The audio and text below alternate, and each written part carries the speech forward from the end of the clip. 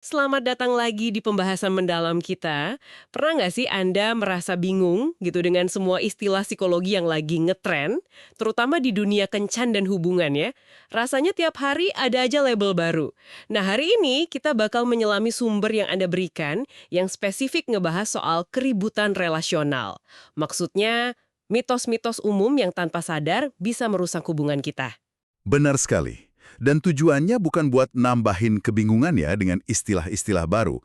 Justru sebaliknya, kita mau membedah 5 mitos spesifik dari sumber ini buat cari kejernihan. Kita pengen lihat apa sih yang sebenarnya ada di balik jargon kayak love bombing, gaslighting, dan ekspektasi lain yang sering banget kita dengar. Oke, saya suka misinya, mencari kejernihan. Mari kita langsung mulai deh. Dengan istilah yang kayaknya lagi di mana-mana sekarang. Terutama kalau Anda pakai aplikasi Kencen, pasti denger. Love bombing. Kita semua tahu kan rasanya jatuh cinta di awal. Semuanya serba cepat, intens, rasanya magis. Tapi sekarang, perasaan itu sering langsung dicap, wah jangan-jangan ini love bombing. Sumber Anda bahkan pakai contoh Ted Mosby dari How I Met Your Mother. Dia kan terkenal jatuh cinta kilat ke Robin. Apa dia itu manipulator jahat atau ada cerita lain di baliknya? Nah, pertanyaan itu inti masalahnya. Sumber ini menekankan pentingnya kita bisa bedain mana love bombing yang sesungguhnya, mana yang cuma antusiasme berlebihan. Love bombing yang asli itu taktik manipulasi yang sangat disengaja. Tujuannya itu membanjiri targetnya dengan perhatian, hadiah, pujian, supaya mereka bergantung. Jadi nanti lebih gampang dikendalikan. Niatnya emang jahat. Oke, jadi itu definisi teknisnya ya, ada niat untuk mengendalikan. Tapi sumber ini bilang ada banyak alasan lain kenapa orang bisa gerak cepat kan? Bukan karena mereka jahat. Tepat. Dan ini bagian yang menarik banget buat kita bedah. Alasan pertama itu sesuatu yang sangat manusiawi. Fantasi. Banyak dari kita, saat ketemu orang baru, sebenarnya jatuh cinta sama ide tentang orang itu. Sama proyeksi kita sendiri. Kita mengisi bagian-bagian kosong dengan harapan kita. Secara psikoanalitis, ini namanya proyeksi.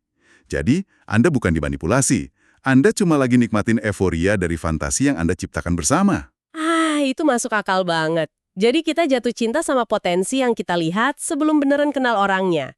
Tapi selain fantasi, ada faktor dari dalam diri orang itu sendiri kan, yang ada hubungannya sama cara kerja otak. Betul sekali.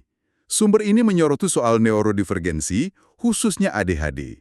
Seseorang dengan ADHD itu bisa mengalami yang namanya hyperfocus. Jadi, fokusnya intens banget ke hal baru yang menarik, termasuk pasangan baru. Ditambah lagi impulsivitas, mereka bisa aja bilang, aku cinta kamu setelah 3 kali kencan, atau beliin hadiah mahal tanpa pikir panjang. Ini bukan taktik manipulasi. Ini manifestasi dari cara kerja neurologis mereka. Tentu, bukan berarti perilakunya tidak perlu diwaspadai. Tapi motivasinya beda banget. Ini poin penting sih, karena membedakan niat itu krusial ya. Yang satu niatnya ngontrol, yang satu lagi emang cara otaknya berfungsi. Tapi ada satu lagi alasan yang menurut saya paling mengejutkan dari sumber ini. Saya tahu yang Anda maksud. Ini yang paling paradoksal. Terkadang, seseorang bergerak sangat cepat justru untuk menghindari keintiman sejati. Itu artinya takut jadi terlalu dekat. Coba tolong jelasin logikanya. Oke, bayangin sebuah kolam renang. Keintiman yang instan dan cepat itu kayak main di kolam dangkal. Rasanya seru, penuh percikan, terasa dekat, tapi semuanya di permukaan. Aman. Mereka menciptakan ilusi keintiman tanpa harus beneran masuk ke kolam dalam. Di mana kerentanan yang sesungguhnya ada, ketakutan, bagian diri yang rumit ada di situ. Begitu hubungan mulai menuntut kedalaman yang nyata, mereka panik, terus pergi. Jadi kecepatan itu sebenarnya mekanisme pertahanan diri. Wow, itu benar-benar ngubah cara pandang ya. Jadi apa artinya ini semua buat Anda yang lagi mendengarkan? Pesan dari sumber ini jelas, jangan buru-buru melabeli. Gunakan kecepatan itu sebagai sinyal bukan diagnosis. Sinyal buat tetap waspada, tetap penasaran, dan bertanya ke diri sendiri, apa ya motivasi di balik ini? Dan ngomong-ngomong soal label yang sering salah kaprah, ini nyambung ke mitos berikutnya. Yang juga sangat populer dan berpotensi merusak. Ah, saya tahu yang ini. Stereotip yang bilang, gila di kepala, liar di ranjang. Kita semua pernah dengar leluconnya kan? Bahkan ada meme viral kayak cowok depresi punya D yang fire. Tapi sumber ini nanya, beneran ada kaitannya? Apa penyakit mental itu seksi? Seksualitas. dorongan seksnya naik drastis. Tapi sumber ini menggarisbawahi kalau episode kayak gini hampir selalu berakhir dengan konsekuensi yang menghancurkan. Penyesalan, rasa malu, hubungan yang rusak. Dan yang paling penting, ini bikin ada pertanyaan serius soal konsen atau persetujuan yang sadar. Ini bukan sesuatu buat diromantisasi. Oke, jadi untuk bipolar, konteksnya sangat destruktif. Lalu gimana dengan kondisi yang lebih umum? Kayak depresi atau kecemasan? Logikanya dari mana? Nah, justru itu, argumennya nggak masuk akal sama sekali. Salah satu gejala utama depresi itu anhedonia, yang secara harfiah artinya ketidakmampuan untuk merasakan kenikmatan. Jadi sulit banget ngebayangin gimana orang yang berjuang buat ngerasain kesenangan apapun bisa tiba-tiba jadi liar di ranjang. Itu bertentangan secara biologis. Dan ada juga perspektif lain yang lebih kritis dari sumber ini kan? Terutama dari sudut pandang feminis. Benar. Dr. Jessica Taylor yang dikutip di sumber Anda berpendapat mitos ini sangat berbahaya, terutama buat perempuan. Mitos ini secara nggak langsung menggambarkan perempuan dengan masalah kesehatan mental sebagai sosok yang nggak stabil, impulsif, dan karena itu lebih mudah dieksploitasi atau diobjektifikasi secara seksual. Seolah-olah trauma mereka jadi semacam fitur erotis buat orang lain. Itu kan merendahkan banget. Kemampuan buat ngenalin diri sendiri, jujur soal hasrat dan batasan Anda, kapasitas buat menavigasi kompleksitas emosional. Nah, itulah yang disebut sumber ini sebagai kecerdasan erotis, jauh lebih menarik dan berkelanjutan. Berbicara soal kesehatan mental dan keintiman, salah satu aspeknya kan keterbukaan emosional. Tapi apa benar lebih banyak itu selalu lebih baik? Ini membawa kita ke mitos ketiga. Semakin banyak keintiman emosional, semakin baik. Ya, mantra komunikasi adalah kunci yang kadang diartikan jadi keterbukaan total tanpa batas. Sumber ini cerita soal pasien bernama Mark yang didorong sama istri dan terapisnya untuk lebih terbuka dan menunjukkan perasaannya. Awalnya cerita ini kedengeran klise ya, suami yang tertutup secara emosional. Tapi Mark punya pandangan yang menarik. Dia merasa perannya sebagai suami itu jadi sandaran yang kuat dan bisa diandalkan. Bukan seseorang yang nunjukin tiap kerentanan atau emosi mentah yang dia rasain. Baginya itu bentuk cinta. Ini menyoroti sebuah konsep yang penting banget yang disebut sumber ini, filosofi hubungan. Setiap orang, setiap pasangan, punya definisi implisit yang beda-beda soal apa yang bikin hubungan berhasil. Buat sebagian orang, itu koneksi emosional yang dalam. Buat yang lain, mungkin semangat tim. Atau gairah dan petualangan. Nggak ada satu jawaban yang benar. Dan sumber ini pakai metafora yang bagus banget buat gambarin dilema ini. Landak Schopenhauer, Sebuah metafora klasik yang sempurna. Bayangin, sekelompok landak di malam yang dingin. Mereka perlu deketan buat saling menghangatkan, tapi kalau terlalu dekat, mereka malah saling nusuk pakai duri mereka. Manusia juga gitu. Kita butuh kedekatan buat kehangatan emosional, tapi kita juga butuh jarak buat melindungi diri dan jaga individualitas kita. Seni dalam hubungan itu ya, menemukan jarak yang pas. jadi apa yang terjadi sama Mark dan istrinya? Gimana mereka nemuin jarak yang pas itu? Mereka nemuin jalan tengah yang cerdas.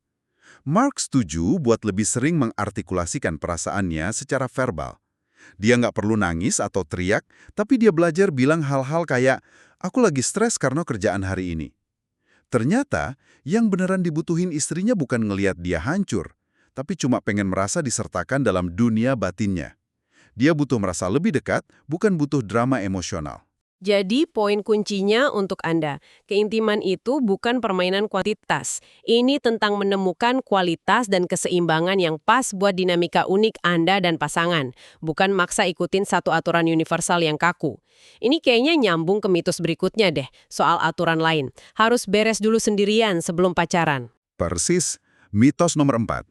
Terapi akan membuat Anda siap untuk sebuah hubungan.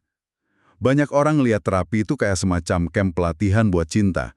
Selesain dulu PR emosional Anda, sembuhin semua luka, baru deh Anda siap buat the one. Kedengarannya logis kan? Tapi sumber ini bilang cara pikir kayak gitu sebenarnya keliru. Cara paling efektif buat jadi lebih baik dalam hubungan adalah dengan, berlatih menjalin hubungan.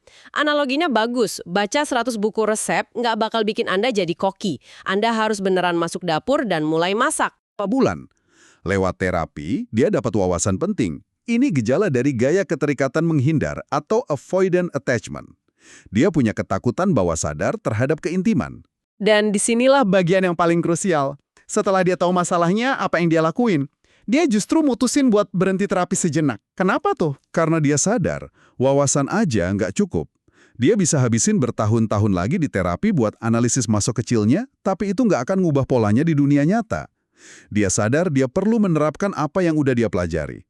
Dia harus secara sadar masuk ke dapur kencan dan berlatih untuk nggak lari pas keadaan mulai terasa nyata. Terapi udah ngasih dia peta, tapi sekarang dia harus menempuh perjalanannya sendiri. Filsuf Erich Fromm di bukunya The Art of Loving bilang hal yang serupa. Cinta itu bukan sesuatu yang secara pasif Anda temukan, seolah-olah itu objek tersembunyi. Cinta itu sebuah kapasitas, sebuah seni yang harus Anda kembangkan dan praktekkan di dalam diri Anda. Jadi, kesimpulannya, terapi bisa jadi alat yang luar biasa berharga. Ia ngasih Anda peta, kompas, pemahaman tentang medan yang akan Anda lalui. Tapi pada akhirnya, Anda yang harus melangkah sendiri, dengan segala resikonya. Nah, ngomong-ngomong soal terapi, ini dia mitos terakhir yang lagi rame banget. Dan mungkin paling relevan sama budaya kita sekarang. Fenomena terapi speak. Mitos kelima adalah menggunakan bahasa terapi membuat Anda cerdas secara emosional. Wah, fenomena ini lagi meledak. Sumber Anda cerita soal perempuan bernama Erika. Suatu hari, setelah nonton beberapa video dari influencer kesehatan mental, pacarnya tiba-tiba nuduh dia menginvalidasi perasaannya dan melakukan gaslighting. Padahal mereka cuma bertengkar soal hal sepele. Dan seketika, dinamika kekuasaan di pertengkaran itu berubah total kan? Tiba-tiba pacarnya ini megang semua kartu, seolah-olah dia jadi psikolog dadakan yang mendiagnosis Erika. Dia punya senjata jargon yang bikin Erika susah ngebela diri. Itu contoh sempurna dari yang namanya daya tarik otoritas. Istilah-istilah klinis ini kedengarannya resmi dan ilmiah, jadi orang yang pakai seolah-olah posisinya lebih superior. Masalahnya, penggunaan jargon ini seringnya malah mengaburkan masalah sebenarnya, bukan ngejelasin. Penulis sumber ini bahkan bagi pengalaman pribadinya. Oh, yang ini lucu banget. Iya, dia cerita pas lagi berantem sama keluarganya, dia coba pakai istilah kondisi kepuasan buat jelasin sudut pandangnya. Dan saudaranya langsung motong dan bilang, bisa nggak kamu berhenti bicara kayak terapi sialan dan ngomong biasa aja? Itu jujur banget dan kayaknya banyak dari kita yang bisa ngerasain itu.